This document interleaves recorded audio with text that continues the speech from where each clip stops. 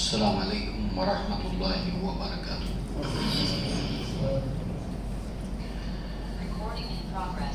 ان الحمد للہ نحمده ونستعینه ونستغفره ونؤمن به ونتوکل علیہ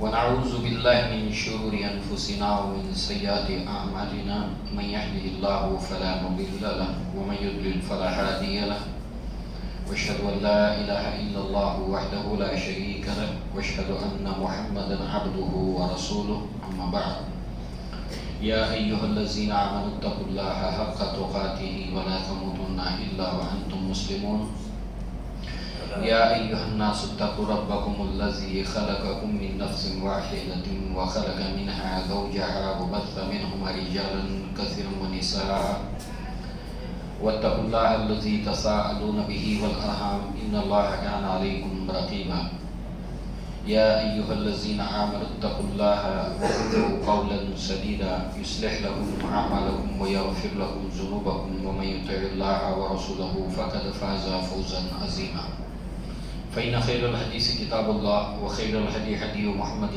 صلى الله عليه وسلم وشر الأمور محدثاتها وكل محدثة بدعة وكل بدعة ضلالة وكل ضلالة في النار وقال الله تبارك وتعالى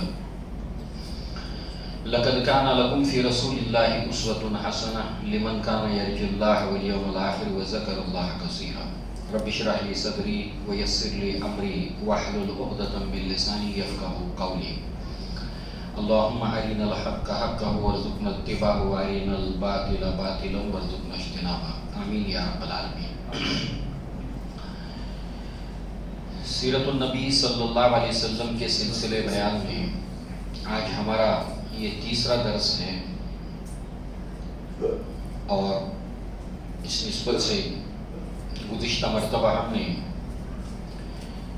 اس عنوان کے تحت جہاں پر بات ختم کی تھی وہ تھی عبد المطلب نے جو نظر مانی تھی کہ اللہ تعالیٰ اگر انہیں 10 بیٹے عطا کرے تو ان میں سے ایک بیٹے کو قربان کریں گے، اور اپنی اس نظر کو پورا کرنے کے لیے انہوں نے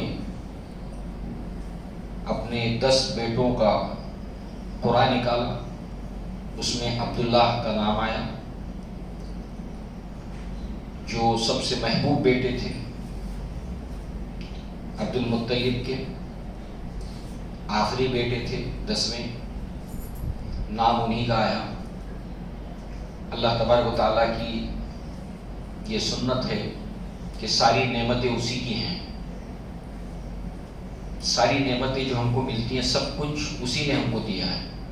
ان میں سے جو ہمیں زیادہ محبوب ہوتی ہے اللہ تعالیٰ اپنے محبوب بندوں کو آزمائش میں ڈالتا ہے اور اس محبوب چیز کی قربانی کا مطالبہ کرتا ہے۔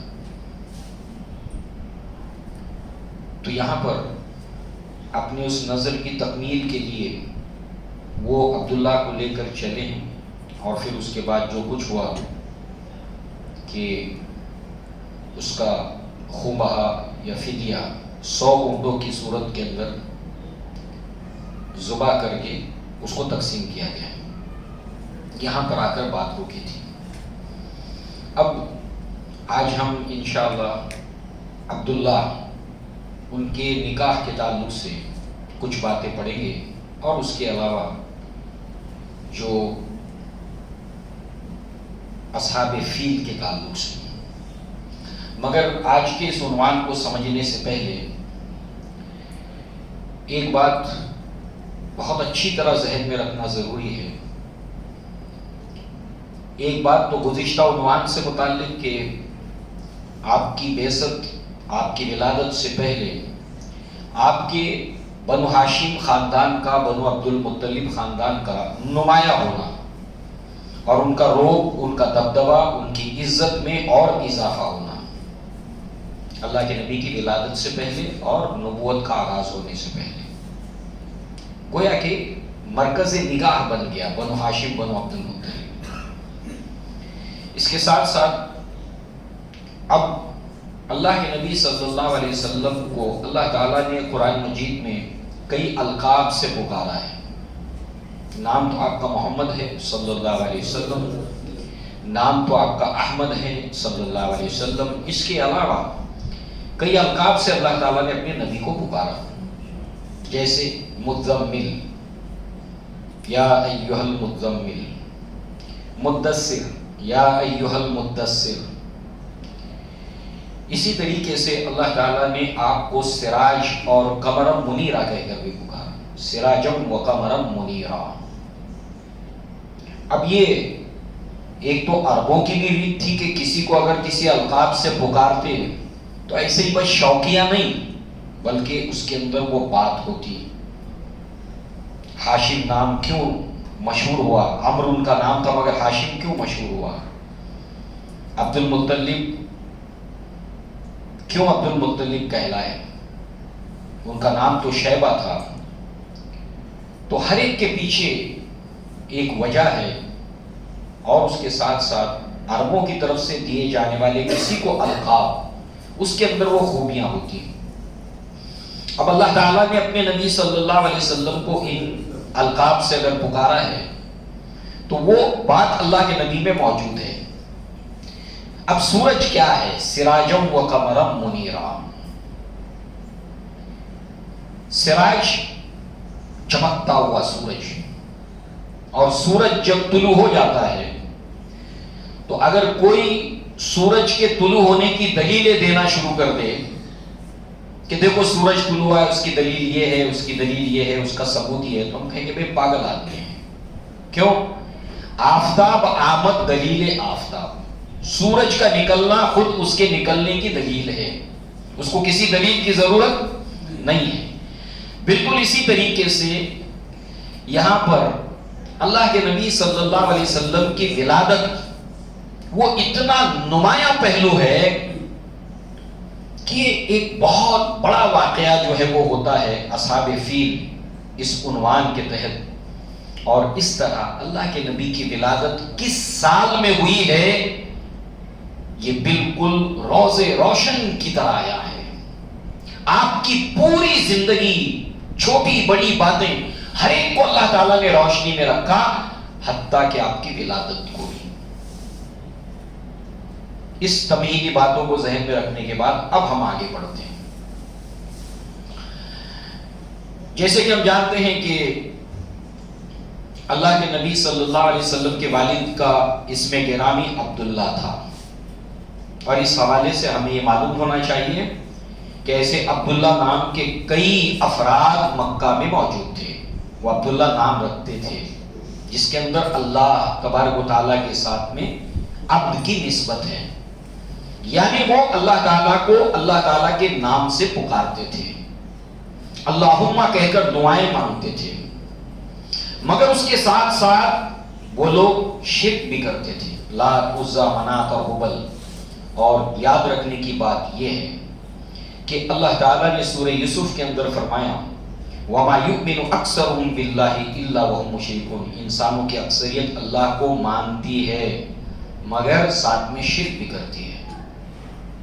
تو عبداللہ ایسے اس نام کے کئی افراد وہاں تھے، اللہ کو اللہ کے نام سے پکارتے تھے۔ ان سے پوچھا جاتا من خلق السماوات والارض، پوچھو ان سے کہ کس نے زمین اور آسمان کو تخلیق کیا، تو یہ کہیں گے لَيَقُولُونَ اللَّهُ، اللہ نے پیدا کیا۔ مگر اس کے باوجود اللہ کو مانتے ہوئے وہ لوگ شرک کرتے تھے، اور قیامت تک اللہ کو مانتے ہوئے شرک کرنے والے لوگ موجود ہوں گے۔ تو اللہ کے نبی صلی اللہ علیہ وسلم کے والد کے لیے نکاح کا پیغام جو بھیجا گیا، وہب بن عبد مناف، ان کی بیٹی آمنہ بنت وہب، تو ان کی بیٹی آمنہ کا رشتہ طلب کیا گیا، عبداللہ کے لیے مانگا گیا رشتہ، اور یہ قریش کی حسب و نسب والی خاتون تھی، اور آپ کی شخصیت بھی بہت اعلیٰ تھی، لہذا عربوں کے اندر یہ تھی بات کہ وہ اعلیٰ نسب کے اندر اچھے بااخلاق باوقار لڑکے کے لیے یا لڑکی کے لیے رشتے کے لیے کوشاں رہتے تھے، اور اس بات کو لے کر وہ بڑے ہی سخت کوش تھے۔ اس نسبت سے ہمیں اللہ کے نبی کی ایک بات یاد رکھنی چاہیے، وہ یہ ہے کہ اللہ کے نبی نے فرمایا کہ لوگ نکاح 4 بنیادوں پر کرتے ہیں۔ لمالہا، مال کی وجہ سے کرتے ہیں، کہ سامنے والے لڑکی کے گھر والے والدین مالدار ہیں، اس کو دیکھ کر۔ ولی جمالہا، اس کی خوبصورتی کو دیکھ کر، اس کے حسن و جمال کو دیکھ کر۔ ولی حسبہا، اس کے حسب و نسب کو دیکھ کر۔ ولی دینہا، اور اس کے دین کو دیکھ کر۔ فاظفر بذات الدین، تو تم دین کو ترجیح دو۔ ان 4 چیزوں کے اندر جو چیزیں کمپرومائز کرنے کی ہے وہ 3 ہے: مال، حسب و نسب اور جمال۔ جو چیز مقدم پہلے نمبر پر رکھنے کی ہے وہ ہے دین۔ ٹھیک ہے، اس کے ساتھ جو ہے وہ اگر حسن و جمال بھی مل جائے الحمدللہ۔ تو یہ ترجیح کے اندر دین کو ترجیح دی جائے۔ تُرِبَتْ یَدا، تیرے ہاتھ خاک آلود ہوں۔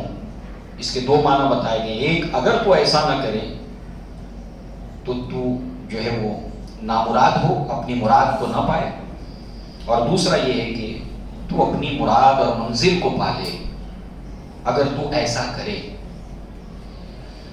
تو رشتے کی بات طے ہو گئی، نکاح ہو گیا، مگر یہ ہے کہ بہت جلد جو ہے وہ اس نکاح کے بعد جو ہے وہ عبداللہ ایک تجارتی سفر کے لیے شام کی طرف روانہ ہوتے ہیں، تجارتی قافلے کے ساتھ، اور دوران سفر بیمار ہو جاتے ہیں۔ مدینہ کے اندر بنو نجار، عبد المطلب ان کے یہاں پر ننیال میں اپنے یہاں پر رکتے ہیں، اور یہیں پر آپ کا انتقال ہو جاتا ہے۔ عبد المطلب حارث کو بھیجتے ہیں، اور ان کی تدفین جو ہے وہیں سے قریب دارالفابغہ اس مقام کے اوپر جو ہے ان کو دفن کیا جاتا ہے۔ اور جب آپ کا انتقال ہوا ہے عبداللہ کا، اس وقت اللہ کے نبی صلی اللہ علیہ وسلم رحم ماتر میں تھے، لگ بھگ جس کے اوپر 6 ماہ گزر چکے تھے۔ یعنی اللہ کے نبی صلی اللہ علیہ وسلم کی ولادت سے پہلے آپ کے والد کا انتقال ہو گیا۔ اللہ تعالیٰ نے آپ کو یتیم کہا، الم یجدک یتیما فآویٰ، اے نبی ہم نے آپ کو یتیم پایا تو بہترین ٹھکانہ دیا۔ انشاءاللہ اس کے اوپر تفصیلی گفتگو ہوگی کہ یتیموں کے ساتھ ہمیشہ دنیا کے اندر زیادتی اور ظلم ہوتا رہا ہے، آج بھی۔ یہ سوسائٹی کا سب سے کمزور طبقہ ہے، اور اس طبقے کے ساتھ ہمیشہ اپنوں نے، بیگانوں نے زیادتیاں کی ہیں، اور اسی نسبت سے بس مختصر بات یہ ہے کہ قرآن مجید کے اندر مکی صورتوں کے اندر یتیموں کے ساتھ بہتر سلوک کی تلقین کی گئی مکی صورتوں میں، اور ان کے ساتھ ناروا سلوک کرنے کے اوپر تنبیہ کی گئی۔ صرف نصیحت نہیں کی گئی، صرف انذار نہیں کیا گیا، بلکہ مدنی صورتیں جب نازل ہوئیں تو اس کے اندر یتیموں کے حقوق اور ان کی وراثت کا معاملہ ہو، ان کی دولت اور مال کو لوٹانے کا معاملہ ہو، ان ساری چیزوں کے تحت شریعت نے قانون مقرر کر دیا۔ اللہ کے نبی نے دنیا اور آخرت کے اندر ان کے ساتھ برا سلوک کرنے کے اوپر انذار کیا۔ بس بات اتنی ہے سوچنے کی کہ اللہ تبارک و تعالی جو چاہے کرے، ان اللہ علی کل شیء قدیر۔ اللہ تعالیٰ چاہتا تو آپ کے والدین کا سایہ آپ کے اوپر دیر پا رہتا، مگر آپ یتیموں کے والی بن کر اٹھیں، ان کے حقوق کی آواز بن کر اٹھیں، ان کے ساتھ ہونے والی زیادتیوں کی تفصیلات کو بیان کرنے کے لیے نکلے ہیں، اور ان کے درد کو صحیح طور پر محسوس کرنا اس وقت تک ممکن نہیں تھا جب تک کہ یہ فرسٹ ہینڈ ایکسپیرینس نہ ہو کہ یتیم کیا ہوتا ہے، اس کا درد اور دکھ اور تکلیف کیا ہوتی ہے۔ اسی لیے آپ دیکھیں، ایک مرتبہ ایک صاحب آتے ہیں اور کہتے ہیں میرے بچہ گم ہو گیا ہے، مل نہیں رہا۔ اللہ کے نبی نے فرمایا کہ فلاں باغ کے اندر بچوں کے ساتھ تمہارا لڑکا کھیل رہا ہے، وہاں جانا تو اپنے بچے کو جب آواز دینا تو بیٹا کہہ کر نہ پکارنا، اس لیے کہ وہاں بچوں کے اندر بہت سے یتیم بچے ہیں، انہیں یہ احساس ہوگا کہ اس کے والد ہیں، میرے والد نہیں ہیں، یہ احساس، بس اتنی بات۔ اللہ چاہتا تو اپنے نبی صلی اللہ علیہ وسلم کو آپ کے والدین کا سایہ آپ کے سر پہ رکھ سکتا تھا، مگر اللہ کے نبی یتیموں کے لیے باٹم آف ہارٹ ایسا درد رکھتے تھے، ایسا درد رکھتے تھے، اس کی بے شمار مثالیں ہیں۔ اور آپ نے صحابہ کو ایسی تعلیم دی، ایسا ایجوکیٹ کیا، ایسی تربیت کی اللہ کے نبی صلی اللہ علیہ وسلم نے صحابہ اکرام کی کہ صحابہ اکرام یتیموں کی پرورش کرنے کے لیے جو ہے وہ باہم آپس میں ٹکرا جاتے تھے۔ حمزہ رضی اللہ عنہ، ان کی یتیم بیٹی جو ہے وہ، اس کے لیے جعفر ابن ابی طالب، زید ابن حارثہ، علی ابن ابی طالب دعویٰ کرنے لگے کہ اس بچی کی پرورش میں کروں گا، میرا حق زیادہ ہے۔ عائشہ صدیقہ رضی اللہ عنہا کے گھر میں ہمیشہ یتیم بچوں کی پرورش ہوتی تھی۔ تو والد کا انتقال آپ کی ولادت سے پہلے ہو گیا۔ اس کے بعد جو ہے وہ آپ کے والد کی عمر قریب اس وقت 25 سال تھی۔ اس کے اوپر آمنہ کا مرثیہ بھی ہے، جو ادب سے دلچسپی رکھتے ہیں۔ مرثیہ اردو ادب کے اندر بھی، فارسی ادب کے اندر بھی عربی ہی سے آیا، جس کے اندر مرنے والے کی خوبیاں بیان کی جاتی ہے۔ تو بہرحال ہم اس کی تفصیل میں نہیں جائیں گے، عبداللہ کی کیا خوبیاں ان کی زوجہ آمنہ نے جو ہے بیان کی ہیں۔ بہرحال عبداللہ نے جو ترکہ چھوڑا ہے، اس کے اندر ایک سیاہ فام لونڈی جن کا نام ام ایمن ہے،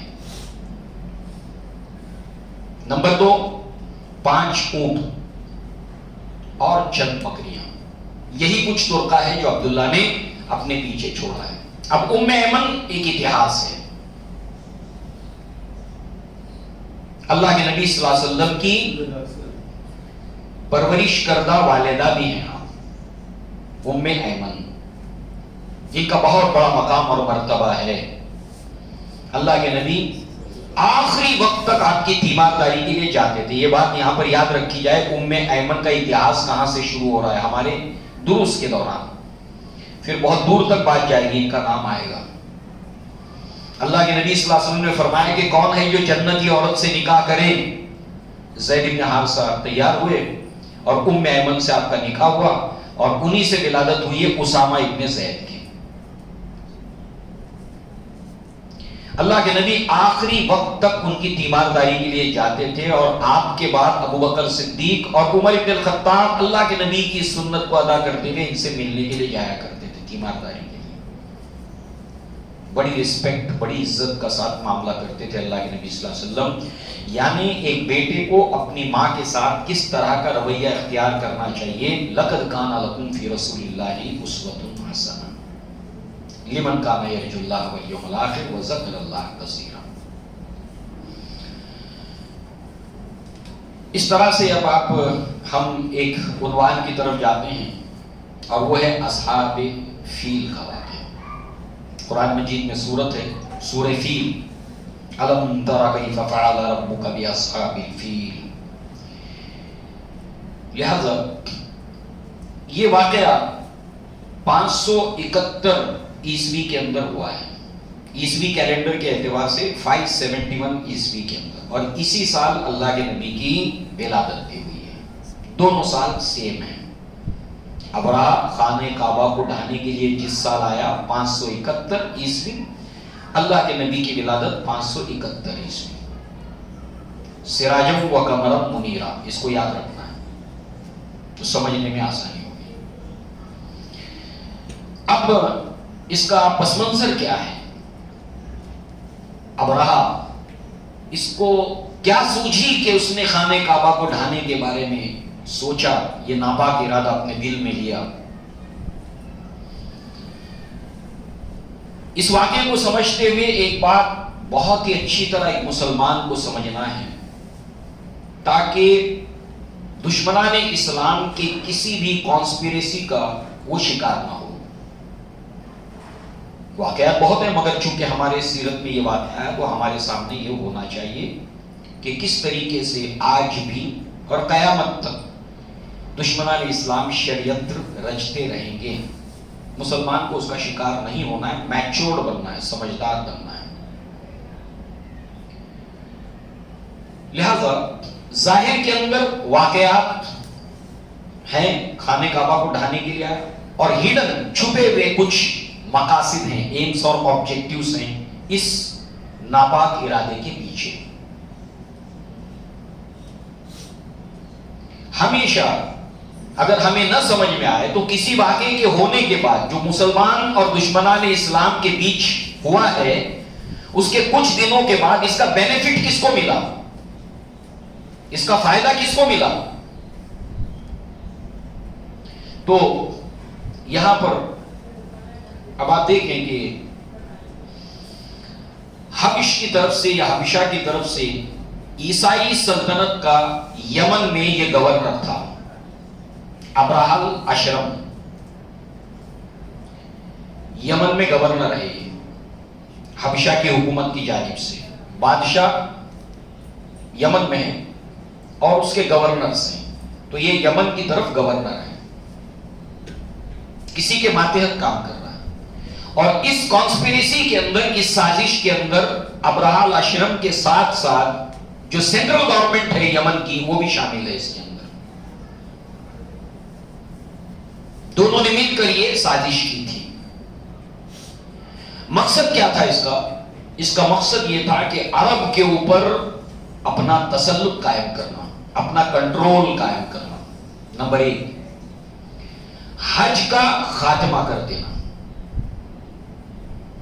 حج کا خاتمہ گویا عربوں کے تسلط کا خاتمہ۔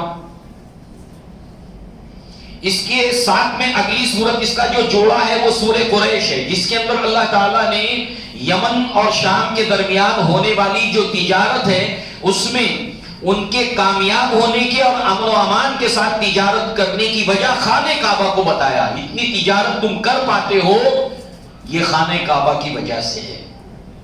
ادھر بھی کعبہ ٹاپک ہے، ادھر بھی کعبہ ٹاپک ہے۔ اب اس اعتبار سے حج کا خاتمہ گویا کہ عربوں کی ساخت کا خاتمہ، عربوں کی ساخت کا خاتمہ گویا تجارت کے اوپر جو ان کا کنٹرول ہے اس کا خاتمہ۔ اسی طریقے سے عرب کے اندر عیسائیت کو فروغ دینا، پھیلانا۔ مذہباً ابرہہ الاشرم عیسائی تھا، یمنی گورنمنٹ عیسائی تھی۔ اسی طریقے سے اس نے ایک بہت بڑا قلیس، جس کو قلیس اردو میں آتے آتے کلیسا بن گیا، جو نصارہ کی عبادت گاہ ہے، جس کو ہم چرچ کہتے ہیں۔ لہذا جو ہے وہ اس نے ایک بہت بڑا قلیس بنایا، کلیسا بنایا، اور کہتے ہیں اتنا اونچا بنایا۔ مقصد یہی تھا کہ پیرلل کے اندر کعبے کے پیرلل کے اندر ایک عمارت قائم کی جائے کہ سب اس کا چرچا کریں، اور وہ اتنا بلند، اتنا اونچا بنایا کہ اگر کوئی انسان اس کے ٹاپ کو، اس کی چوٹی کو اگر دیکھے تو سر کے اوپر پگڑی ہے وہ گر جائے۔ بہت شاندار، عالی شان، خوب خرچ کر کے اس کو بنایا کلیسا۔ اور اس کے بعد جو ہے وہ عربوں کے اندر یہ چرچا کیا کہ وہ اس طرح سالانہ جو ہے وہ اس عبادت گاہ کی طرف عبادت کے لیے آئے۔ خالی پڑا رہا، عربوں نے کوئی رسپانس نہیں دیا اس کو۔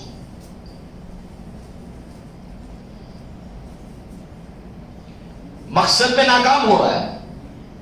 اب اس کے بعد جو ہے وہ ہوا یہ کہ ایک حجازی عرب نے ایک واقعہ ہو جاتا ہے، چھوٹا سا ایونٹ، ایسے ہی چھوٹے ایونٹ کو بڑا بنایا جاتا ہے، بہت بڑا بنا کر جواز پیدا کیا جاتا ہے ڈیمولش کرنے کا. تو حجازی عرب جو ہے وہ اس کعبے کے مقابلے میں بنائے جانے کی وجہ سے غصے میں آیا اور اس نے اس قلیس میں جا کر پائخانہ کر دیا. اب ایسے ایونٹس کے لیے دونوں باتیں ہو سکتی ہیں کہ کوئی جذباتی ہو کر کوئی ایسا کام کرے کہ جس کا ریئیکشن نقصان دہ ہو. یہی سیکھنے کی بات ہے، میچورٹی. غصے میں اور جذبات میں آ کر ایک چھوٹا سا ریئیکشن امت کو بڑے ڈیمیج کی وجہ بنے، ایسا کسی مسلمان کو کام نہیں کرنا ہے.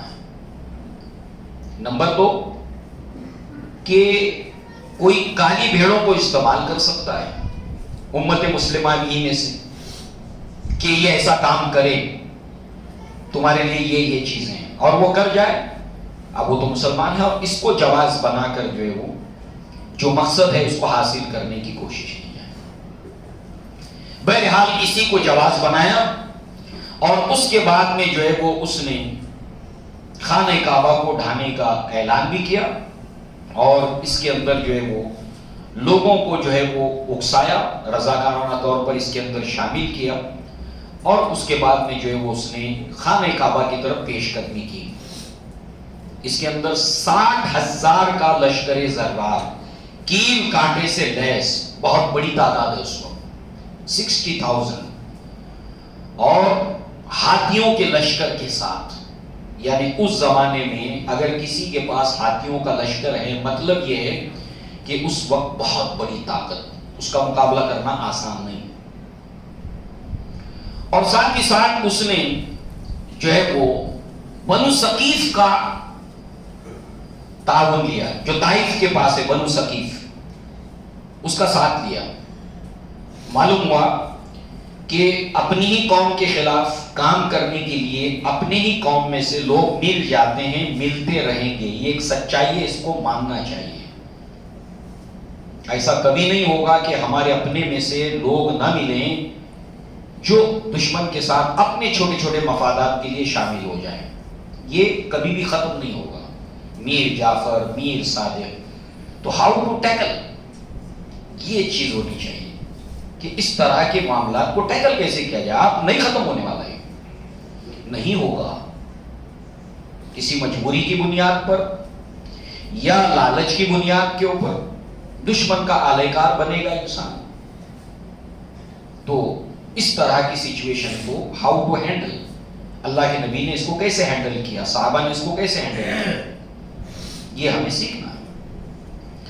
تو بہرحال جو ہے وہ اس نے بنو ثقیف کا اس میں تعاون لیا اور ساتھ ہی ساتھ جو ہے وہ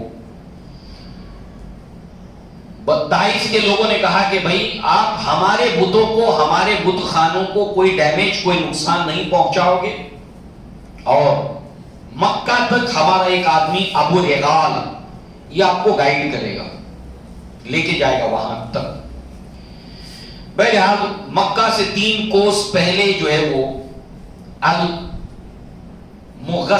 اس مقام کے اوپر جو ہے وہ یہ رہنما ابو رغال جو ہے وہ مر گیا، وہیں اس کی قبر ہے اور مدتوں تک عرب جو ہے وہ اس کی قبر کے اوپر سنباری کرتے رہے، پتھر برساتے تھے.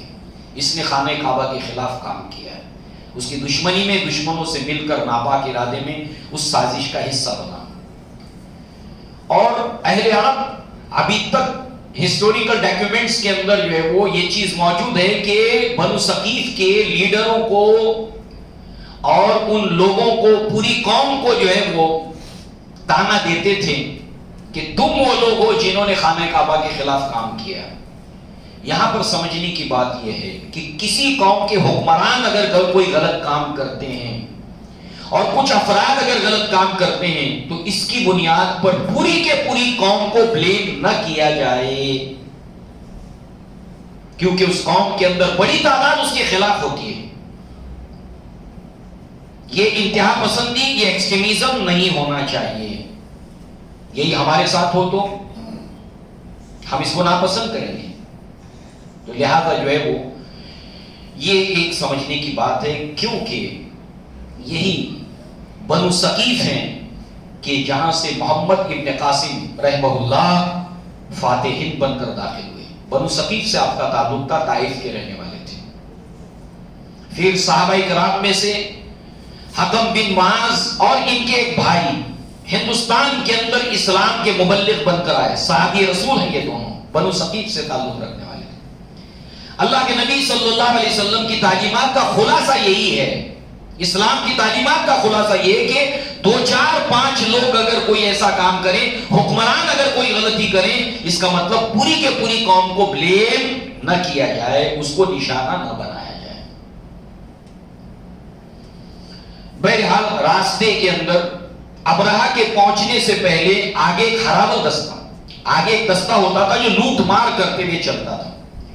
لوٹ مار کرنے کا مقصد لوٹ مار نہیں تھا، دنیا کو دکھ رہا ہے کہ لوٹ مار کر رہے، نہیں.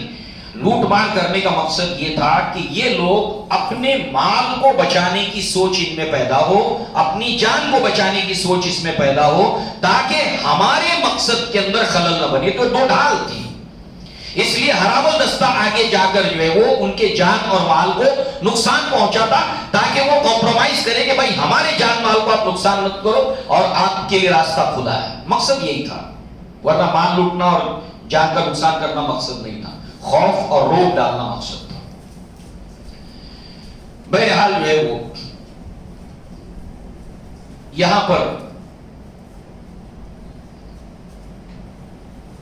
جب مکہ تک یہ پہنچتے ہیں اور تہامہ اس مقام پر جب پہنچتے ہیں تو ابرہہ نے یہاں پر اسٹے کیا اور اہل مکہ کے نام جو ہے وہ اس نے پیغام بھیجوایا کہ وہ کس مقصد سے آیا ہے، کعبہ کو ڈھانے کے مقصد سے. لہذا تم رکاوٹ نہ بنو، اگر تم رکاوٹ نہیں بنو گے تو ہم تمہارے جان مال سے تعرض نہیں کریں گے. محفوظ ہو، تمہارا جان مال محفوظ ہے اگر تم رکاوٹ نہیں بنو گے. اگر رکاوٹ بنو گے تو پھر تمہاری جان مال کو خطرہ ہے. لہذا جو ہے اس کے ساتھ ساتھ اس نے قوم کے سردار کو بھی طلب کیا اپنے سامنے، اور اس کا ایلچی جو ہے وہ عبد المطلب کے پاس آتے ہیں کہ ابرہہ اس نے آپ کو طلب کیا ہے. تو اس کے بعد جو ہے وہ یہاں پر عبد المطلب کے جو اقوال ہیں اس کے اندر جو ہے وہ انہوں نے یہ سمجھا کہ ابرہہ سے لڑنے کی ہمارے اندر طاقت نہیں ہے. دوسرے یہ اللہ کا گھر ہے، وہ چاہے گا اسے بچا لے گا. لہذا جو ہے وہ یہ ایلچی کے ساتھ جو بات چیت ہوئی، اس کے بعد ایلچی جو ہے ابرہہ کے پاس لے گیا. اور عبد المطلب اتنے باروق تھے، یعنی پرسنالٹی، شخصیت اتنی باروق تھی کہ وہ اپنی سواری سے اتر کر زمین کے اوپر بیٹھ گیا عبد المطلب کے ساتھ. ابرہہ نے کہا کہ کیا چاہتے ہو؟ چونکہ اونٹ وغیرہ ضبطی کر لیے تھے، اس میں عبد المطلب کے بھی قریب 200 اونٹ ضبطی کر لیے تھے. کیا چاہتے ہو؟ کہا کہ میرے اونٹ مجھے لوٹا دو. ابرہہ کہتا ہے کہ تم اپنے اونٹوں کا مطالبہ مجھ سے کر رہے ہو، جبکہ تمہارے اس جو گھر کے اوپر، دینی مرکز کے اوپر آبائی خطرہ منڈلا رہا ہے، اس کے بارے میں مجھ سے کچھ نہیں کہتے. اس پر جو ہے عبد المطلب کہتے ہیں کہ میں اپنے اونٹوں کا مالک ہوں، لہذا اس لیے اس کا مطالبہ کرتا ہوں، اس کی حفاظت میری ذمہ داری ہے. رہا یہ گھر، تو یہ گھر جس رب کا ہے وہ خود اس کی حفاظت کرے گا. ان بٹوین گویا کہ عبد المطلب نے ایک میسج بھی دیا ہے جس کو کہتے ہیں سائیکولوجیکل وارفیئر. اللہ سے ڈرایا وہ اس کی حفاظت کرے گا. ابرہہ کہتا ہے کہ وہ اس کو مجھ سے نہیں بچا سکے گا. کہا کہ آپ جانو اور وہ جانے. ہاں یہ اللہ کا گھر ہے، آج تک اس نے کسی کو اس پر مسلط ہونے نہیں دیا. اپنے اونٹ لیے اور اٹھ کر چل دیے. اس کے بعد عبد المطلب چونکہ سردار تھے، سرداروں کو جمع کیا، قوم کو جمع کیا کہ دیکھو اتنی بڑی فوج ہے 60,000 کی، اور کیل کاٹے سے لیس ہے، ہم اس کا مقابلہ نہیں کر سکتے، ممکن نہیں ہے، لہذا اپنے بال بچوں کو لے کر پہاڑیوں کے اوپر ہم لوگ چلے، ویکینٹ کر دے بستی کو۔ قوم کے لیڈروں کے لیے، سرداروں کے لیے اس میں بہت کچھ نصیحتیں ہیں، اور قرآن مجید کے اندر سورہ نمل کے اندر ایک آیت ہے، ایک چونٹی سردار، وہ جب سلیمان علیہ السلام کے لشکر کی آہٹ کو سنتی ہے تو چونٹیوں سے کہتی ہے یا ایھا النمل ادخلوا مساکینکم ولا یحطمنکم سلیمان وجنودہ وهم لا یشعرون، اے چونٹیوں جلدی جلدی اپنی بلوں میں داخل ہو جاؤ، ورنہ سلیمان علیہ السلام کا لشکر تمہیں روند کر چلا جائے گا۔ لیڈر کی ذمہ داری ہے اپنے قوم کی جان، مال، عزت، آبرو کی حفاظت وقت سے پہلے کرے۔ Prevention is better than cure. Relief جمع کرنے والے لیڈر نہیں کہ قوم کی جان، مال، عزت، آبرو سب کچھ ختم ہو گئی، اب یہ ریلیف مانگتے گھوم رہے ہیں، کب تک؟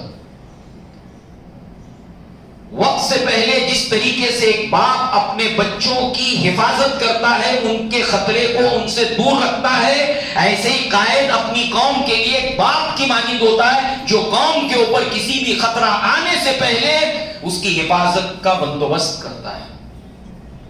یا ایھا النمل ادخلوا مساکینکم ولا یحطمنکم سلیمان وجنودہ وهم لا یشعرون۔ بہرحال اس طرح سے جو ہے وہ چند سردار حرم میں بھی گئے، خانہ کعبہ کی ردا پکڑ کر اللہ تعالیٰ سے دعائیں کی۔ ابن جریر نے اس کو نقل کیا ہے، اشعار کی صورت میں ہے، دعاؤں کی صورت میں ہے۔ عبد المطلب نے بھی دعا مانگی، اللہم ان العبد یمنع رحلہ فامنع ہلالک، اے اللہ تیرا ہر بندہ اپنے گھر کی حفاظت کرتا ہے، تو بھی اپنے گھر کی حفاظت کر۔ ان صلیب والوں کو، اہل کلیسا کو اے اللہ غالب ہونے نہ دینا، ان کی قوت اور ان کی شان کو یہاں پر غالب ہونے نہ دینا۔ لہذا جو ہے وہ ایسی دعائیں جو ہے وہ انہوں نے وہاں پر کی۔ ظاہر سی بات ہے کہ خانہ کعبہ ایک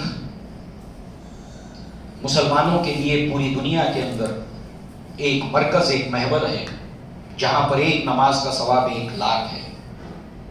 اس کی عزت، اس کی تعظیم مسلمان کے لیے لازم ہے۔ اس میں شاعر اسلام ہے، مقام ابراہیم ہے، حجر اسود ہے، لہذا جو ہے وہ شاعر اسلام کی تعظیم اور احترام کرنے والوں کو اللہ تعالیٰ نے متقی قرار دیا، جو اس کا رسپیکٹ اور عزت کرتے ہیں۔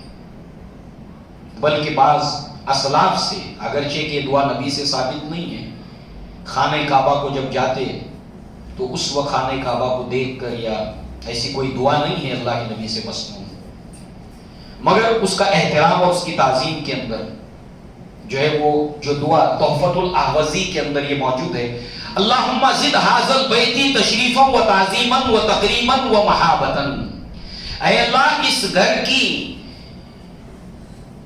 کی عزت میں، اس کی تعظیم میں، اس کی تقریم میں اور اس کے روب کے اندر اضافہ فرما، وزد من شرفہ وکرمہ ممن حجہ واعتمرہ تشریفا و تعظیما و تکریما، اور جو بھی انسان اس کی تعظیم کرے، اس کا احترام کرے، اس کا حج کرے، اس کا عمرہ کرے، اے اللہ تو بھی اس کی عزت میں، شان میں، تعظیم میں اضافہ فرما۔ جو اس کی عزت کرے تو اس کی عزت میں اضافہ فرما، جو اس کی تعظیم کرے تو اس کی تعظیم میں اضافہ فرما۔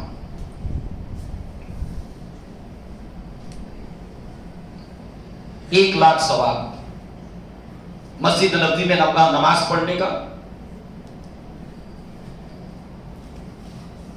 اور 3 مسجدیں ایسی ہیں کہ اللہ کے نبی نے فرمایا کہ کوئی بھی اونٹ کے کجاوے نہ باندھے مگر سوائے ان 3 مسجدوں کے، ثواب کی نیت سے سفر کرنا۔ ایک خانہ کعبہ، دوسرے مسجد نبوی، اور تیسرے مسجد اقصی۔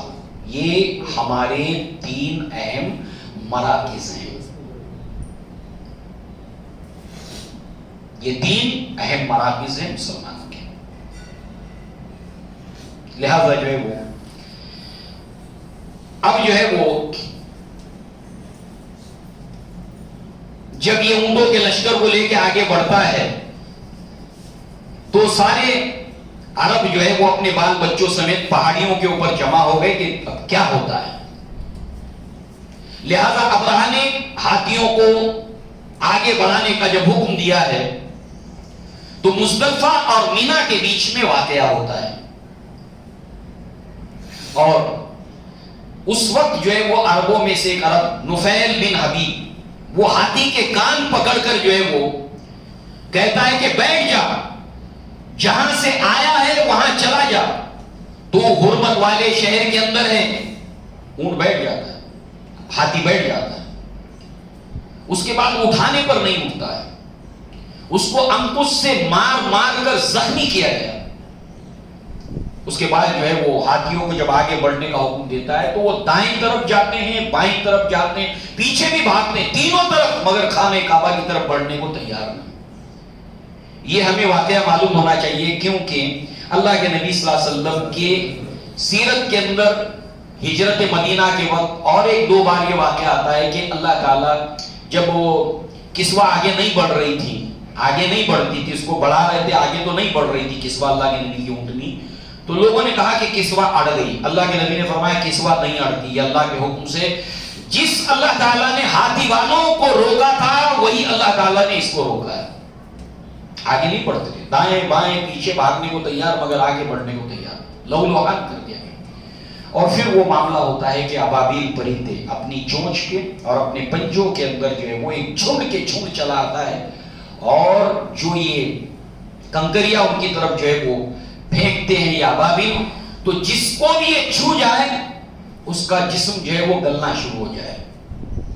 اور پھر ایسی بھگدڑ مچتی ہے، ہاتھی تلے روندے جاتے ہیں اور واپس جو ہے وہ ان میں سے ایک بھی لوٹنے نہیں پاتا اور سب کے سب جو ہے وہ ہلاک ہو جاتے ہیں، ایک بھی زندہ واپس نہیں لوٹتا ہے. اب یہ واقعہ خانہ کعبہ کے نام، شان، ہیبت، عزت میں اضافے کی وجہ بنا. عرب اور عرب سے باہر اس کا چرچا ہو گیا کیونکہ یمن کی گورنمنٹ اس میں شامل تھی. پوری دنیا میں جہاں تک اس کا چرچا اور جو ہے وہ اللہ کے کام دیکھو، کیا پہلے کیا بعد. بدر مجھے نظر آتا ہے غار ہرا سے پہلے. اللہ کی تدبیریں، بظاہر کچھ ایسے حالات ہوتے ہیں جو ہمارے لیے ناپسندیدہ ہوتے ہیں مگر اس کے پردے میں اللہ تعالیٰ ایسی چیزیں سامنے لاتا ہے جو اسلام اور مسلمانوں کے حق میں ہوتے ہیں.